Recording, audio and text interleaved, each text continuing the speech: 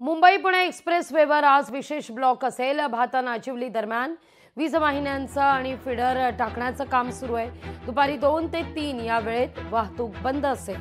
आढावा घेतला आपल्या प्रतिनिधी आकांक्षा देशमुख यांनी।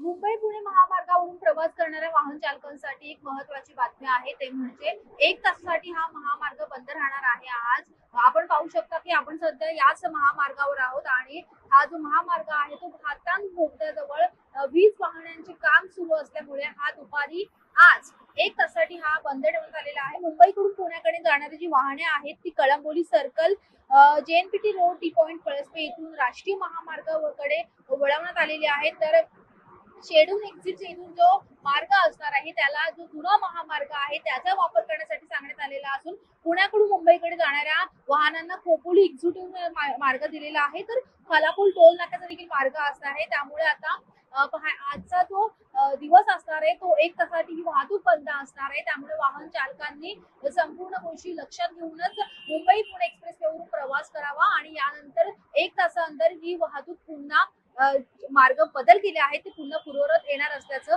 वाहतूक पोलिसांकडून सांगण्यात आलेलं आहे। व्हिडिओ जर्नलिस्ट राजसह मी आकांक्षा देशमुख, लोकशाही मराठी, नवी मुंबई।